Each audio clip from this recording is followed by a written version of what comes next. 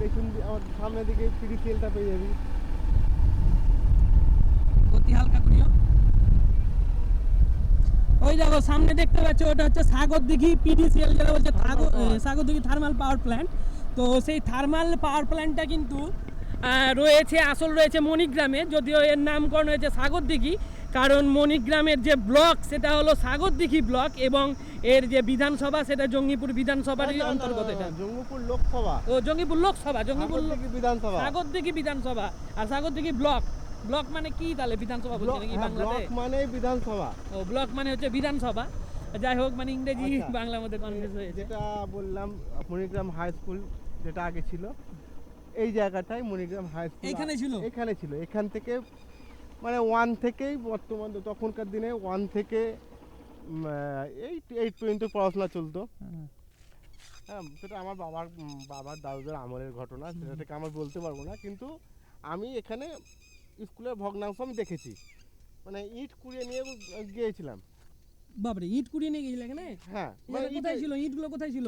পুকুরের মধ্যে না এখানে? এখানেই পড়েছিল, খেবড়া খেবড়া হয়ে পড়েছিল, মানে হয়তো লোকের জায়গার উপর ছিল, হয়তো ওই জন্য। লোকের জায়গা না, এটা স্কুলেরই জায়গা, এটা স্কুলেরই জায়গা। হ্যাঁ, এটা স্কুলেরই জায়গা, আমি যতটা জানি, এখন জানি না বর্তমানে এখন কার জায়গা। জেনে তো মানে মানুষে কি করে জানে, মুখে মুখে কথা বললে জানে। হ্যাঁ, বাবা দাদু কাকা ঠাকমা এদের মুখে শুনতে শুনতে জানে, আর কিছুই না। তো এসব মানে এই যে গ্রামটা যে 2500 বছর, হ্যাঁ বলো, 4-5টা গ্রাম নির্ভর করেছিল। যেমন পাশে গ্রাম আছে ভূমিহর, পাউলি, খেরোর, এদিকে বিষ্ণুপুর, দোগাছি, চাঁদপাড়া, এই স্কুলের উপর নির্ভর করে অনেক ছাত্র, অনেক ছেলেপেলে মানুষ হয়েছে।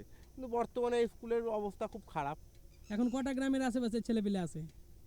এখন বলতে গেলে যেহেতু আমাদের এখানে Sagardighi PDCL thermal power high school হয়েছে, এটা 2009 সালে হয়েছে মনে হয়। হ্যাঁ 2009, 10, 11 এরকম হয়েছে, মানে যেটা ইন্টারনেট থেকে বলছি, 9 এর খবর বলছে। পিডিসিএল যতদিন চালু হয়েছে ততদিন থেকে স্কুলটা চালু হয়েছে, যেহেতু ওনাদের কোয়ার্টারের অনেক মেম্বারের লোক পড়াশোনা করে, ছেলেপেলে পড়াশোনা করে, তাদের ছেলেপেলে ভর্তি করতে হবে, সেই কারণ মতো স্কুলটা তৈরি হয়েছে। এবার আশেপাশে গ্রামের ছেলেপেলেকে পড়াশোনা করে, আর এই মণিগ্রাম হাই স্কুল থেকে অনেক ছেলেপেলে ওখানে যেহেতু পড়াশোনা বেটার হয়, সেই কারণে মণিগ্রাম হাই স্কুলে যায়, আর কিছু না। চলো এবার পৈতার পুকুর যাই, যে পুকুরের কথা দাদু বলেছিল সেই পুকুরে যাই।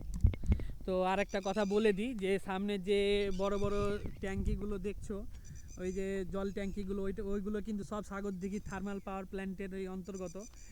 তো এগুলো এখানে থার্মাল পাওয়ার প্ল্যান্ট মানে এখানে কয়লার মাধ্যমে সমস্ত থার্মাল পাওয়ার প্ল্যান্টটা থেকে যে বিদ্যুৎ উৎপন্ন হয় সেগুলো কিন্তু সবই কয়লার মাধ্যমে হয়। এখানে বর্তমানে 300 মেগাওয়াটের 2টো ইউনিট আছে এবং 500 মেগাওয়াটেরও 2টো ইউনিট আছে। এছাড়াও আরেকটা মেগাওয়াটের ইউনিট তৈরি হচ্ছে, যেটা কিনা এশিয়ার সর্ববৃহৎ এবং সর্বপ্রথম পাওয়ার প্ল্যান্ট। এত বড় পাওয়ার প্ল্যান্ট কোথাও হয়নি, তো এই নিয়ে একটা বিশাল বড় গর্ব তো করাই যায়।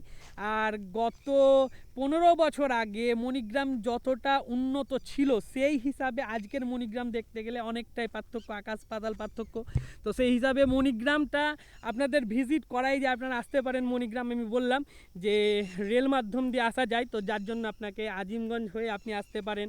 আজিমগঞ্জ মণিগ্রাম, তারপরে আপনার লালগোলা মণিগ্রাম, তারপরে আপনার শিয়ালদা মণিগ্রাম, হাওড়া মণিগ্রাম, আপনি আসতে পারেন উল্টো দিক সাইডে, মানে মালদা মণিগ্রাম, বাড়ারুয়া মণিগ্রাম, এই ফারাক্কা মণিগ্রাম, এইভাবেও কিন্তু আপনি আসতে পারেন। আর একটা ওয়ে আছে, যেটা হলো NH-34 দিয়ে আপনি সোজা সুখীর মোড়ে চলে আসবেন। সুখীর মোড় থেকে বাস পেয়ে আপনি সোজা মণিগ্রাম আসতে পারেন ভায়া সাগরদিঘি হয়ে। যে জায়গাটাতে এই মূল যে সাগরদিঘি থার্মাল পাওয়ার প্ল্যান্টটা আছে সেইখানে আসতে পারেন, মূল গ্রামটা আছে। আরেকটা দিকও আসতে পারেন, NH-34 ধরে সোজা চলে যাবেন জঙ্গিপুর ওমরপুরের বাস স্ট্যান্ড, বলছে ওমরপুর বাস স্ট্যান্ড, NH-34 ওপরে, সেখানে নেমে রঘুনাথগঞ্জের সাগরদিঘির বাস স্ট্যান্ডে গিয়ে সেইখান থেকে আপনি বাসে করে আসতে পারেন। তো ওইখান থেকে এলে 50 টাকা, যদি আপনি এইখান থেকে আসেন ওই কাছাকাছি একই 30-40 টাকা মতন ভাড়া নিয়ে নেবে। রোদ প্রচণ্ড পড়েছে, আর বেশি কথা বলবো না, সোজা চলে যাব পৈতার ঘাটে। চলো এদিক দিয়ে পৈতার ঘাট।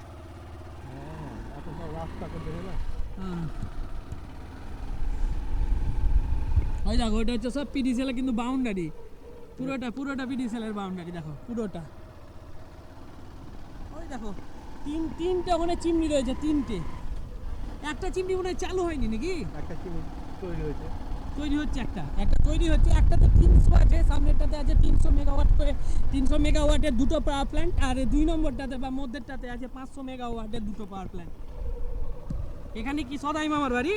হ্যাঁ এই তো এদিক দিয়ে গিয়েছিলাম না, সদাই মামার জমি না কোন দিক দিয়ে গেছিলাম? ওইটা হ্যাঁ এইটা দিন এটা দিয়ে আমি বলছি না, আমার আসলে কোনো গ্রাম যদি আমি দেখি, কোথাও দেখি, সেই জায়গাটা আমার একবারে মনে থাকে, নখদর্পণে থাকে, ভুলি না কোনোদিন আমি। রাস্তা বলা যায়, আর তার উপরে যাচ্ছি বাইরে একা একা। কি অবস্থা হবে বলুন, রাস্তাঘাট দেখুন, গ্রাম্য এলাকা বা কি হবে, সত্যি তাই, বাম্পার লাগে আমাকে গ্রামের পরিবেশ। গ্রামের পরিবেশ। আর একটা বড় কথা আছে, আমাকে কিন্তু চিরদিনই রাঢ় এলাকাটা সব থেকে বেশি ভালো লাগে। এখন তো ধরুন আর মণিগ্রাম আসা যায় না, মণিগ্রামে আমার মাসির বাড়ি, এটা দাদা হয়, তো আগে আসতাম, অনেক কদিন করে থাকতাম, 15 দিন 16 দিন 1 মাস করে থেকে যেতাম। এখন বিভিন্ন কাজে আর মণিগ্রাম আসা হয় না, মণিগ্রামে থাকা হয় না, 2-4 দিন হয়তো, কিংবা একদিন 1-8 দিন থাকি, 2-4 দিন বলা ভুল, 1-8 দিন থাকি। এইটাই তো, এটাই হচ্ছে সদাই মামাদের এই দিক দিয়ে রাস্তাটা, এইতে কইতে পুকুর। এটাই বইতে পুকুর। বাহ, এখনো কি এটাতে কেউ শৌচকর্ম করে না নাকি? এখনো করে না? ওই যে সামনে আবার আছে, ওই যে ঠাকুরের ছবিও দেওয়া আছে। হ্যাঁ, তাহলে ভালোই তো।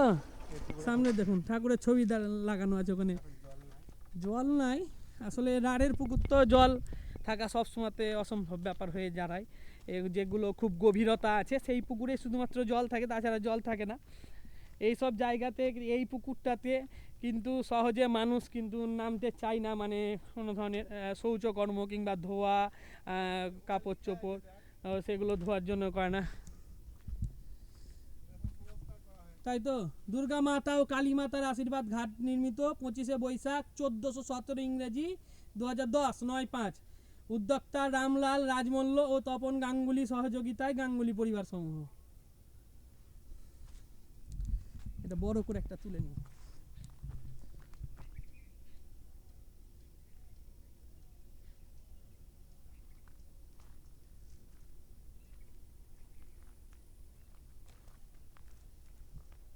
এই সামনেরটা কিসের মন্দির এইটা? কাদের? গ্রামের গ্রামের তারা পুজো এটা। এটা গাঙ্গুলিদের না? না না না না, এই গ্রামে তাহলে জোরদার কারা? গাঙ্গুলিরাই? এইটা পুরোটাই হচ্ছে গাঙ্গুলিদের জায়গা, পুরোটাই, যতটা গ্রামের এলাকাটাই বেশিরভাগ জায়গায় গাঙ্গুলিতে ভরা আছে। এই পুকুরটা দেখছি, পুকুরটাও বিশ্বাস বাড়ি ওই দিকে লেখা আছে গাঙ্গুলি পরিবার, সেই গাঙ্গুলি পরিবারের জায়গা। যে দাদু হয়তো বলবে এটার পরে দাদু বলবে যে এই পুকুরে ঠাকুরের হাতে শাঁখা পড়ার ঘটনা। তা এই পুকুরে তারা হয়তো দেখেনি, বা তাদেরও ঠাকুমার মুখে, বাবার মুখে গল্প শোনা। এটা বহুত প্রাচীন যুগের পুকুর, মানে এই পুকুরে আমরা বিশ্বাস করি যে এই পুকুরে ঠাকুর উঠেছিল। হ্যাঁ, সেই অনুসারে এই পুকুরে কেউ স্নান করে, কিন্তু কেউ জামা কাপড় কাচে না। আর আমাদের কাঁথা কম্বলও কাচে না। আর হয়তো কেউ ঠাকুর বিসর্জন, আমরা যেটা আমরা প্রতিমা বিসর্জন করি, সমস্ত আমাদের এই মণিগ্রামের সমস্ত প্রতিমা এই পুকুরে বিসর্জন হয়। দেখতেই পাচ্ছেন পুকুরের সব কাঠামোগুলো পড়ে আছে। তা এখানে পুজোতে ভালোই লাগে। এই বিশ্বাস বাড়ির দুর্গা পুজো আছে, বিশ্বাস বাড়ি কালী পুজো আছে, বিশ্বাস বাড়ির দুর্গা পুজোতে পাঁঠা বলিদান হয়, কালী পুজোতে পাঁঠা বলিদান হয়। তা 30-32টা অগুন্তি পাঁঠা বলি হয়। আর এই পুজোটা শুনেছি খুব ধুমধাম করে হয় এবং সমস্ত মন্ত্র উচ্চারণ করা হয় এখানে, কিছু বলে বাদ দেওয়া যায় না। অবশ্যই হয়, বিশ্বাস বাড়ি পুজো 10 দিন ধরে হয় শুনেছি শুদ্ধ। 10 দিন বলতে প্রতিপদ থেকে আরম্ভ হয়। প্রতিপদ থেকে, তার মানে 10 দিন প্রতিপদ থেকে এই বিশ্বাস বাড়ির দুর্গা পুজো শুরু হয়। প্রতিপদ থেকে পাঁঠা বলি শুরু হয় এবং প্রতিপদ থেকে চণ্ডীপাঠ শুরু হয়। তাহলে ওটা আমরা কখন দেখবো? সব শেষে নাকি? দুর্গা মন্দির আর কালী মন্দিরটাকে সব শেষে করে দেবো। ওটা তো আমাদের বাড়ির কাছেই আছে, ওটা সব শেষে করে দেবো। এখন কোথায় যাবো তাহলে? নারায়ণতলা যাবো। নারায়ণতলা, তো নারায়ণতলা বা ওই জায়গাটার নাম কি হচ্ছে, বাসন্তীতলা বা নারায়ণতলা। বাসন্তী পুজো অনেক দিন ধরেই হয়, ছোটো থেকেই দেখে আসছি আমি। বাসন্তী পুজো হয় ওখানে। কিছুদিন আগেই একটা পাশের একটা শেখপাড়া থেকে, হ্যাঁ নিচ্ছি, তো পাশের একটা পাড়া শেখ পাড়া বলছে, মুসলিম তো পাড়া, মুসলিম মুসলিম পাড়া। পাড়া, তো ওই মুসলিম পাড়া থেকে একটা বড় নারায়ণ শিলা উদ্ধার হওয়া ঠিক বলবো না, কারণ আগেকার দিনে অনেক চুরি চামারি হতো, তো সেই সময়তে নারায়ণ শিলাটাকে কোথাও থেকে নিয়ে এসে শোনা যায় এখন একটা নারায়ণ মন্দির, হ্যাঁ, মূর্তি। মূর্তি, তো ওইখানে ফেলে দেওয়া হয়। ওইখানে একটা পুকুর ছিল সম্ভবত জানি না, যারা এই গ্রামের বিজ্ঞ আছে তো আমাকে যেরকম ইনফরমেশন দিয়েছে, সেখানে ওখানে একটা পুকুর ছিল, পুকুরে ফেলে দেয়। পরে যখন একটি লোক ওখানে বাড়ি নবনির্মিত করতে চান, তার মাটির বাড়ি থেকে পাকা বাড়ি, তখন ওই মূর্তিটাকে বা শিলাটাকে উনি খুঁজে পান, তো সেইটাই ওখানে প্রতিষ্ঠা করা আছে। তো সেইটাই আমরা দেখতে যাব এখন। তো সেইটা হয়ে গেল আজ থেকে প্রায় 6-7 বছর আগের গল্প হয়ে গেল নাকি? 14 6 4 20 মোটামুটি 20 মোটামুটি 10 বছর। হ্যাঁ, তো 10 বছর আগেকার গল্প হলো, তো জিনিসটা দেখবো আমি যখন এখানে অভিজিৎ অভিজিৎ মুখার্জি, প্রণব মুখার্জির পুত্র যখন এখানে ছিল, সাংসদ পদে ছিল, তখন জিনিসটা আমরা খুঁজে পাই এই জায়গাটাকে। তো বিশাল হইচই হয়, মিডিয়া তো বিশাল ওখানে মানে চালু হয়, মিডিয়া ফিডিয়া সব এসেছিলো, আমিও সেই সময়তে এইখানেই ছিলাম, সেই দিনকে আমি এখানেও ছিলাম। পরে দাদারা ওইটাকে নিয়ে যায় বাসন্তী তলায় নিয়ে গিয়ে ওইটাকে পূজা অর্চনা করে এবং ওইটাকে প্রতিষ্ঠা করে দেয়। তো সেই দিকেই আমরা চলো যাই এখন।